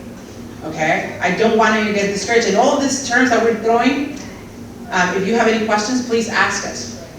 In money, yes, money is tight, but sometimes it's better to go to a 10-week internship. You're gonna make more money than staying at the fields and working with your parents, because I did that, and it was better for me to go travel. Also, I love traveling. I'm gonna really quickly, I'm gonna answer the question. Tell us one of the challenges or barriers I face as a first gen, and it's gonna be controversial because my barrier was family, and I'm gonna say it with the best. It's controversial, right? Because family is supposed to support you, all this, and my family did, but they were also a barrier. I would spend a lot of time here at COS because I work here, and I was a STEM student. So when I would go home, my parents, my dad in particular, would be saying like, why are you staying so much at school? You just don't want to help, you know, clean the home, clean the dishes. So some of those comments made me question whether or not I was prioritizing my life the way they wanted me to. So I know there's a lot of expectations from home, right? Like especially you're the oldest. Yes, they want you to go to school, but at some reason the lines here are so blurred, they're like, you know, never mind. Like we didn't know it was gonna take you that long, or that you were gonna be at school all the time. So family was both a barrier and a blessing, because they pushed me, they wanted to be, every graduation they showed up, but then I would be like, you know, looking at them and I'm like, oh, but you made me feel guilty because I spent a lot of time at home. So building boundaries, especially if you are from a Hispanic family, Mexican, you know, that word doesn't even exist in Spanish. Boundaries, okay? You have to figure out what is best for you. And your parents, a lot of the times they're living their dreams through you. But this is not their life, this is yours. Never forget that, because at the end of the day, you are gonna be the one that wakes up and go to that job. So, my challenge, and one of my biggest barriers, and painful barrier, right? Like, you don't wanna just miss all the birthdays because you're studying for a chemistry exam. I went to UC Davis and I missed baptisms, weddings, because, right? And comments from the family, oh, you think you're better than us, right? So, right now I look back and I did exactly what I was supposed to do, even though I felt bad. So, don't forget that you're living for yourself. And at the end of the day, now they understand that now I'm in a position where I can help them. Economically, I can help my siblings, you know, through their path, my nephews, my niece, right? Like, at the end of the day, I did it for them and for myself. So explaining that to them and educating them, it's not gonna be easy, but finding that balance. So don't let family or loved ones, you know, be a barrier. That was really good advice. Especially if you're the first girl or a girl in a family and you want to transfer far away and see the world, you can have a lot of guilt. So,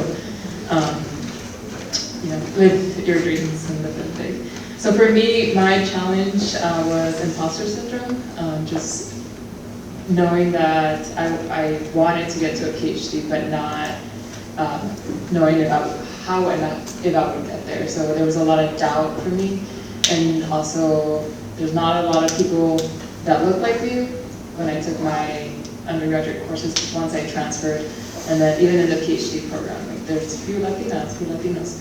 So just feeling lonely and not really relating to my peers. And what helped was creating a support group for myself. So that involved going to like the Chicano student programs on campus, finding other Latinos in other programs. So definitely finding your community. So I want to keep it there so we can get to you and maybe other questions. So one of the challenges I had was also imposter syndrome at UC Davis. So I grew up here by studying in the north side over there by Crowley Elementary. So I grew up around Latinos, Slovenians, OTs, all those gangs and stuff like that.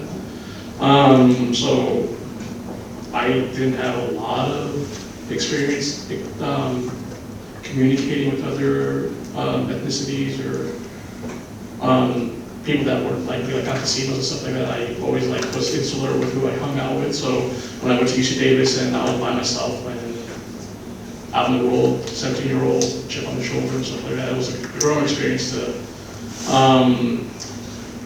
not only not be with your people, but now you're literally like a minority with the minority now in the statistics department there. Usually, so I was like the only Mexican there. It was like a sea of Asian people and stuff, and a lot of them didn't really communicate with me very well, and so that was a learning experience. And I actually, I made friends with them, a lot of them. So I had one friend, Sihon, that he came from China and stuff, and I had him talking Spanish by the end of the time we were done there.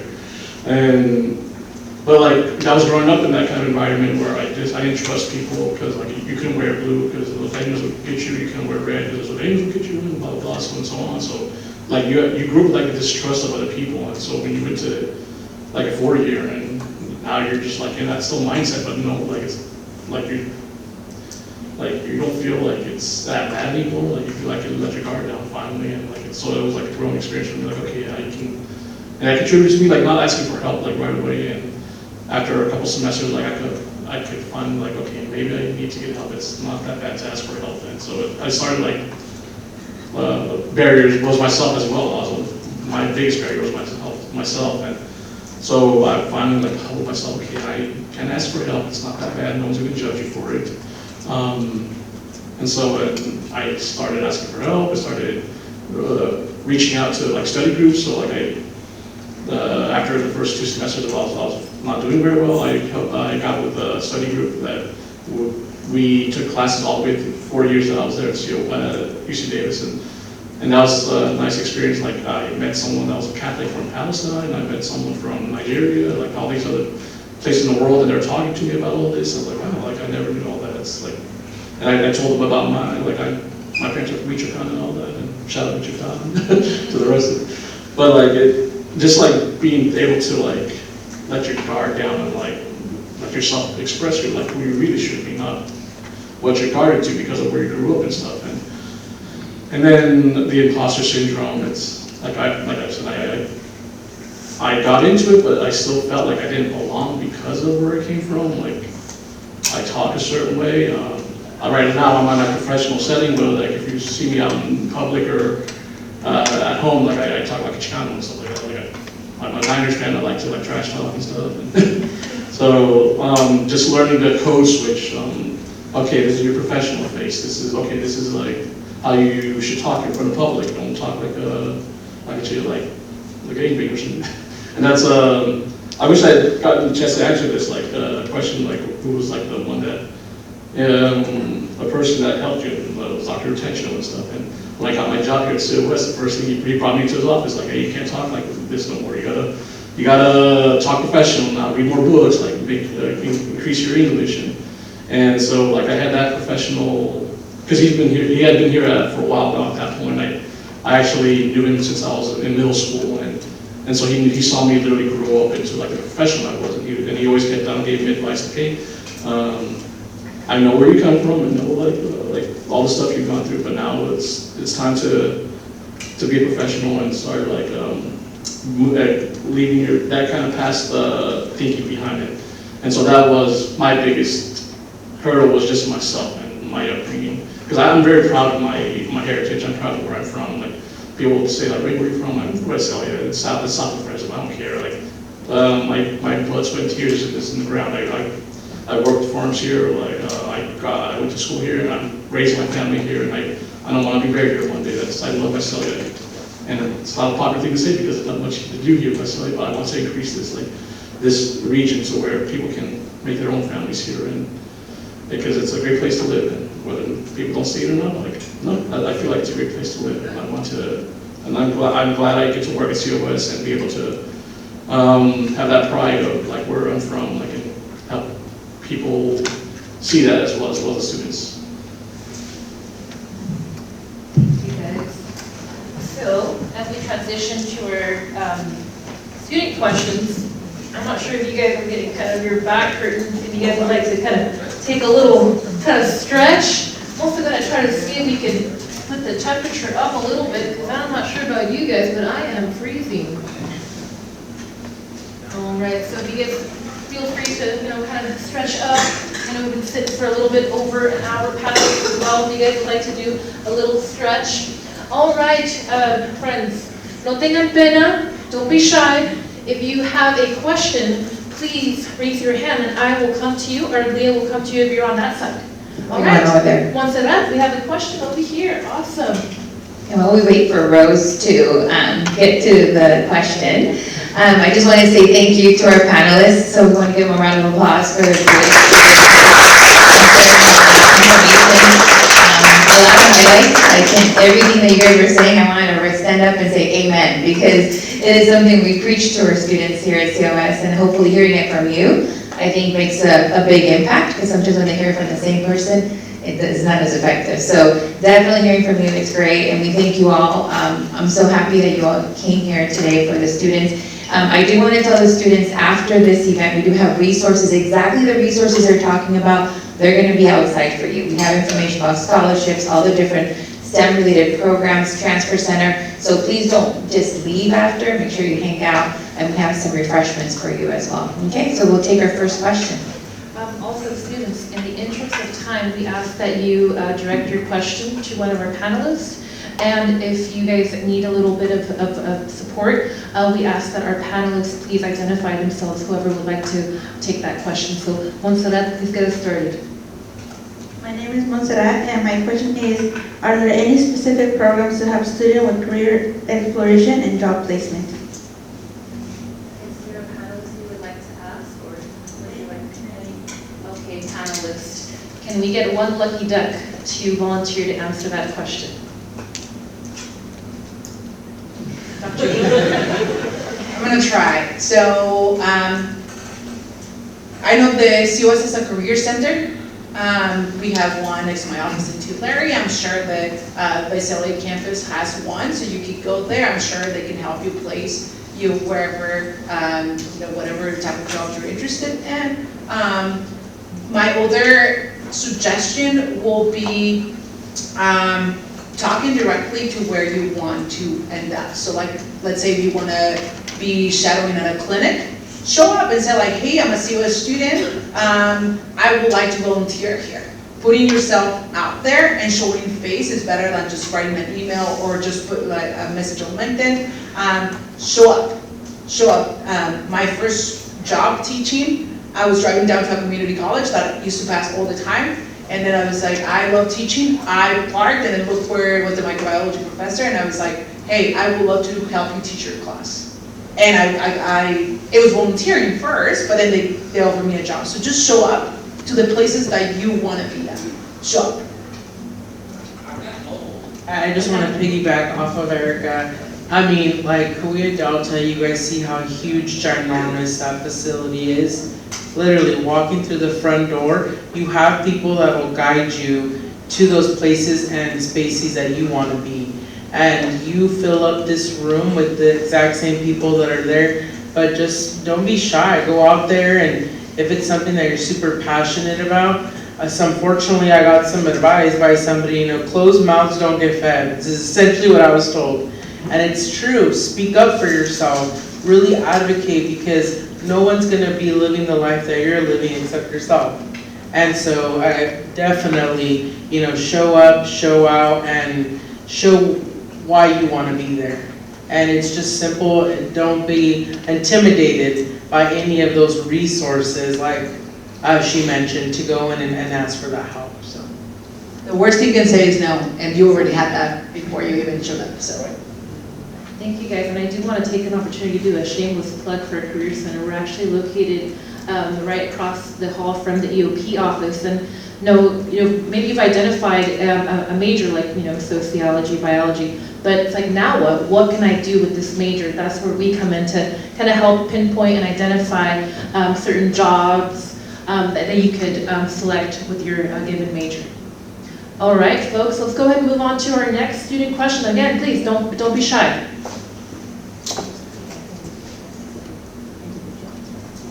To the engineers.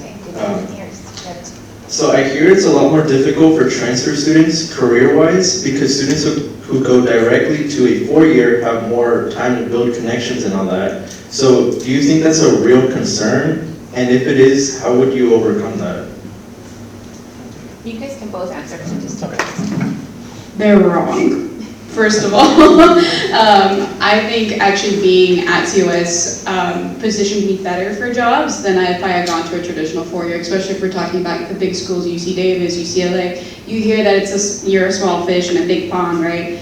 Here, your chances are a lot more leveled, and if you want to stay here locally, actually being here and interning here is way better than if you went to a bigger college and came back, in my opinion. In fact, some of these programs that we're talking about, Mesa, I'll say another one that I think is geared more towards engineers, but the Friday Night Lab, I don't know, I think y'all are still doing that. That's actually how I got my first project. Programs like that, actually, like one of the programs I did, I'll give you an example, was called Go Baby Go. It was a project that's near and dear to my heart. It was retrofitting like a big, those kid cars where they actually get in and kind of like fake drive. It was retrofitting that to help a child with cerebral palsy and physical therapy. So when he put his head in the correct position, the car would accelerate. And we retrofitted it so that it wouldn't go too fast, the parents still had master control, all that stuff. That opportunity got me in the same room as Mark Tarpenning, who is the co-founder of Tesla. He came to COS at Friday Night Lab to review our project with us. So I would say, to be blunt, I would disagree. I think it's the opposite. Yeah, adding on to that, I think the opportunity, well, at least from my experience in Reedy College, which it's another community college, for my engineering classes, there was a lot more one-to-one connection and communication, in which if there was a question about one of the problems that you were talking about or during class, the professor was a lot more available to answer those questions. Also, well, I transferred to Fresno State, and the only thing that I will say is there should be a program or similar program at other universities, but for me there was this program that pretty much helped you to get internships for engineering students. I'm speaking about Fresno State. I got 2 internships, and those were the 2 internships that gave me the experience to go through the interview process for my current job.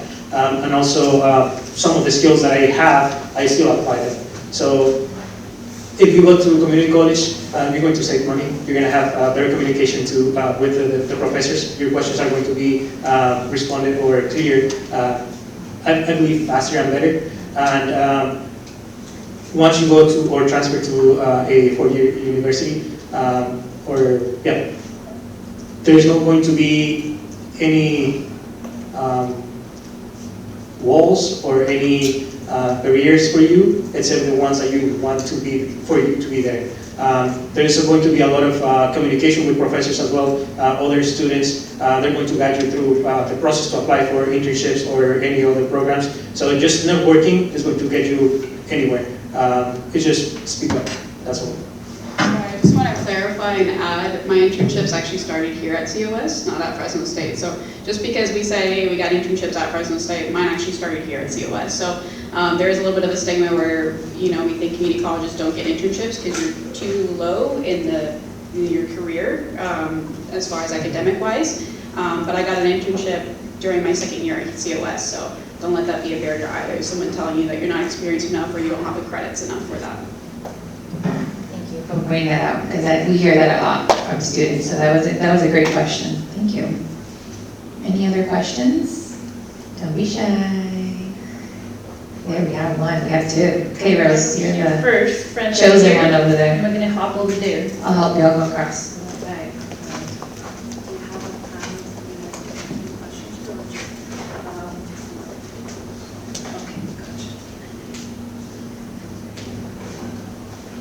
My name is Richard Murios.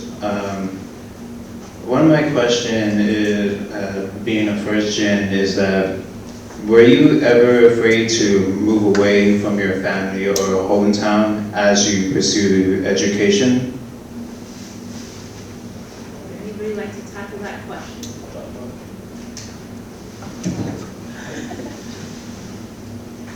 So yeah, I mean, I was afraid. I was 17 years old when I moved out of my cellar here, went to UC Davis. And then my dad always told me, well, guess what? I came to the United States illegally when I was 17, so you're kind of just doing the family tradition at that point. But no, I mean, I worked the fields with them, so I mean, I was like the second in line when it came to my family. Like I was the second oldest boy and stuff, so there was that obligation to help out my dad because we couldn't make enough to support us. There was times when we had to go to the homeless shelter and have some food there because we didn't have enough to feed ourselves throughout the whole year. So, I mean, there was that guilt that I'm leaving my family and then need my support to help them out with my work, but I'm leaving that to go get an education far, far away from them. And there was that guilt and stuff, so it does eat away at you, but I mean, that was just the sacrifice I had to do. And my dad and I will talk about it, like, hey, I'm glad you did that and stuff. It was a hard transition, but I mean, you got the job, you got it now and stuff, and you're providing for your own family, not having to go to food banks, and you're not having to suffer or go to, and I don't judge anyone that goes on food stamps or whatever, but we have a lot of government assistance and stuff like that, so it's like you're set now because of what you did and stuff, so I mean, it sucks at first, but if you have that in your mind of, okay, in the future, I don't want my family to go through the same struggles that I had, I mean, it definitely helps, but then they always help me out too, like every once in a while. My mom came over to Sacramento and like she dropped off like weeks worth of food for me and stuff. So, but I mean, yeah, I didn't talk to them for like months on end and stuff like that. It was back in 2008, so I didn't have a cell phone back then and stuff like that. So I didn't hear from them for a while, and you do get homesick and all that, and especially, I mean, I was a big mama's boy too and all that, so I miss my mom.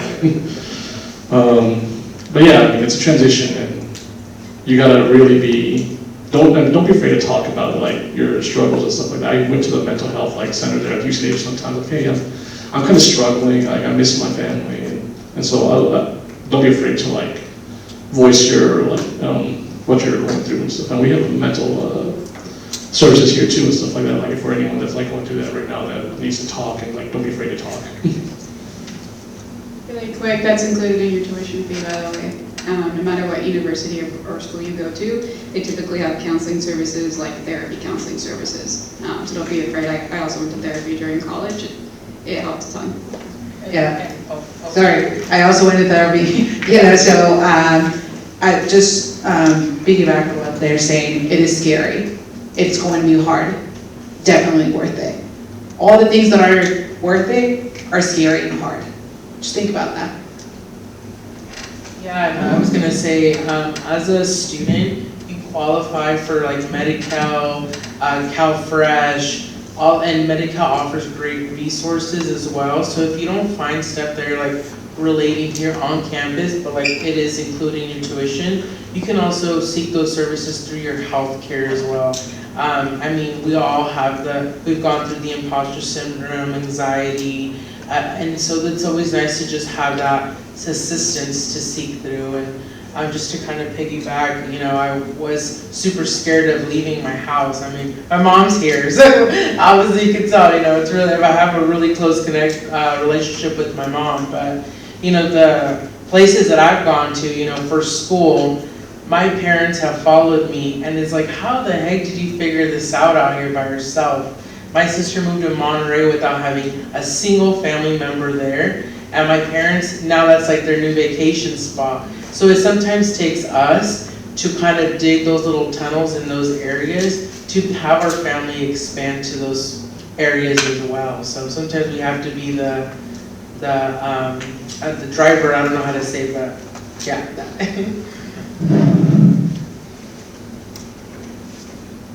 Hey Hector, sorry if you use your first name.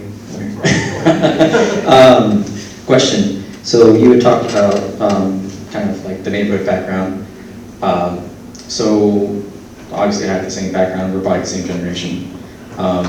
Do you think someone being from the neighborhood and having a criminal background but has a career in the engineering world or in the STEM world, or am I just kind of stuck where I'm at?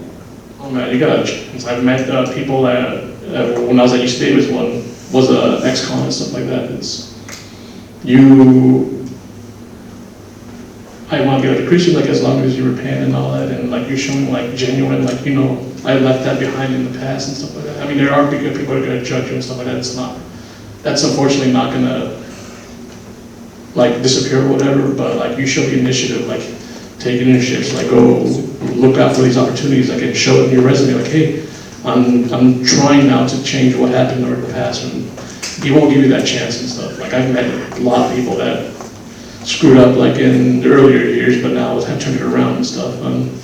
Like one of my friends is a lawyer now, like he got busted like with drugs back when he was like 19 and stuff, and did a year in jail or in prison and stuff. Got out of prison and went to a community college, wanted to major in law and stuff like that, and now he's a lawyer. It's like, don't let that hold you back, and whatever happened in the past, like just keep on forging ahead, man. Great. Any more questions? Yes, we have one. Rose. Raise your hand. Oh, yeah. Oh. And I see, and I'll get you after. I'm coming.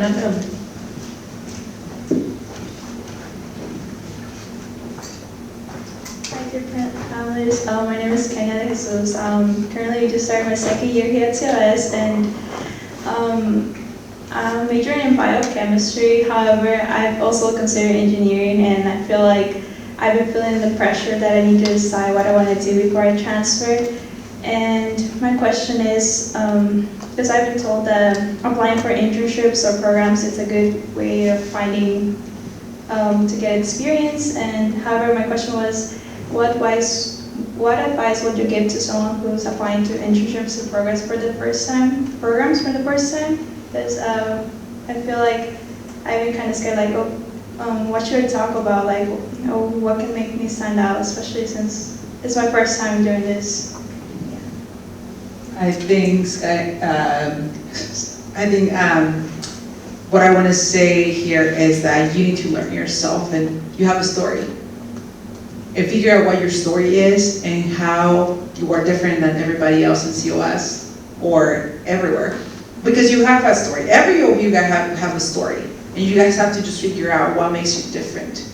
And something that I'm going to tell you is you might have applied this round and you might not get any.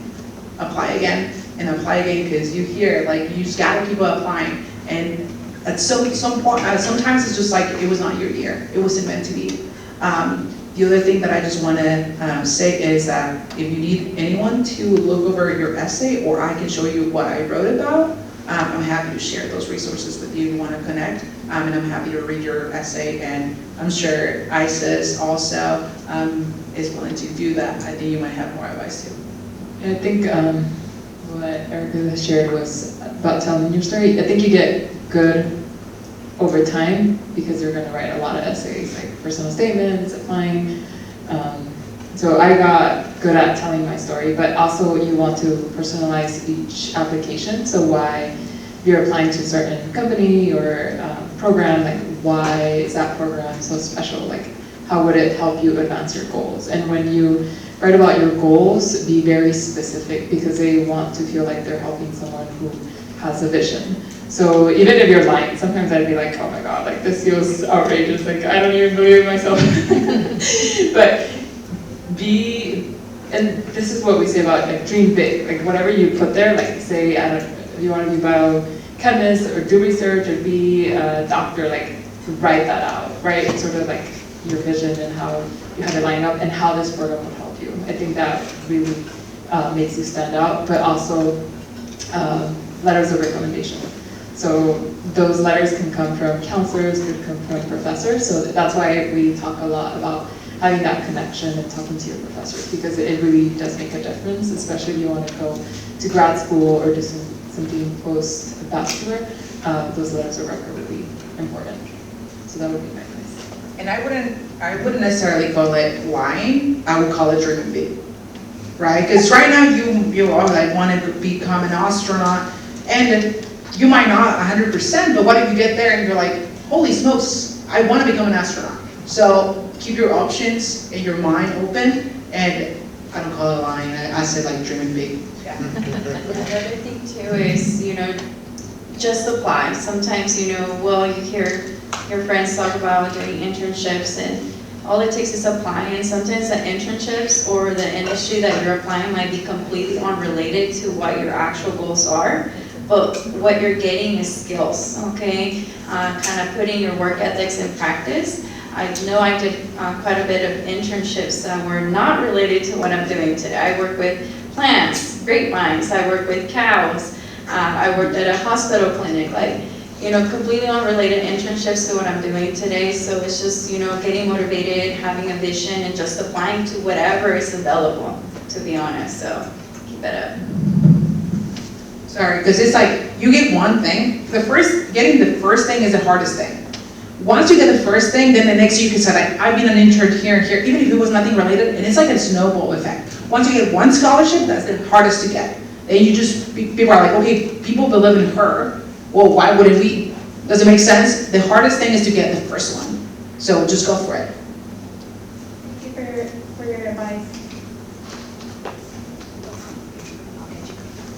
So right now, currently, I am a biology major, and when I graduate here from COS and then transfer to university, I want to go into geology. And I have a lot of questions on mine, but one that actually stuck out to me is, what did it feel like to, like when you get your degrees or your PhDs or your masters or your bachelors or whatever, and you feel like you sometimes don't remember or understand or retain everything that you've been taught in university or in college. Was it difficult? Because I'm trying to, because I do want to get something like that. I do want to get a degree one day, obviously, but I also want to like prove that I have learned the material and stuff, which I know all you guys have. So what advice would you give on that kind of question exactly, to all of you in general? Okay. All right, so I think we all want to say something here. I have a PhD and I remember much of what I learned 10 years ago. Like if you ask me a basic chemistry question, I'll be like, I don't know. So you don't retain it all and it's okay. Yeah, I just wanted to say the same thing. You don't retain everything. A lot of the skills you're gonna, learn on the job. So what you need to develop here is critical thinking, responsibility, drive, grit. That's what you're gonna get out of school and other master's or PhD. I'm gonna tell my students, yeah, I teach them meiosis and mitosis. I got a degree, I have a PhD in biology. I got them confused all the time. And when I was interviewing for this job, I had to study meiosis and mitosis because I got them wrong. Okay? So I wanna make sure that you do not feel like you have to memorize everything. This is our small steps, and you might never, use specific class, but what we're trying to teach you here, especially as professors, we could say is like the grit, the critical thinking, the responsibility, those soft skills that you're gonna need to be successful at any job that you decide after graduation. So in my case, when I was going through my master's program for statistics, like I was doing simulations, I was doing AI stuff, like all this like high level like statistical stuff you can think of and stuff. And now at COS as a research analyst, like I do like 5% of that now. Most of my daily is mostly research on your guys' data and stuff like that. I do a lot of like work around the region, like in terms of like workforce like development and all that stuff. But I'm thankful for what I went through at learning and stuff like that. I would keep all my notes. I still have all in storage too, like all my class notes and everything. And I have a whole library of books that like, in case if I ever have to like change like professions or whatever, like I can just like, okay, here we go, like, and brush up on all that stuff. So, I mean, you always want to keep that still in the back of your mind. Like, well, like in my case, I probably like already forgot like half of the stuff I already did in my master's program, but if I had to, like right away, I could easily like pick it all back up again because I kept all my like past references and stuff like that. So, but like don't feel bad if like stuff starts to like leave your head. Like I'm starting to like forget some calculus stuff already because I haven't done it in so long. But if I had to like pick up a book and like start doing it again, I'm like, that's fine. Like, but like this job required like when I applied for this job, like there was like a ton of like degrees that were applicable. Like you had business, you had statistics. So like yeah, like it required statistics and stuff like that. But I'm not really doing like the high level stuff that I was, but it did help me like increase my like critical thinking and help me in those aspects to like get those kind of job skills to like where I'm using them now. And so like yeah, I'm not doing simulations anymore, but like when I'm running your guys' student data like through programming and all that, I learned it all in my program, my master's program. So I would just say like keep them all in storage or something like that, or but don't be like ashamed if like you start forgetting stuff. Great, thank you so much.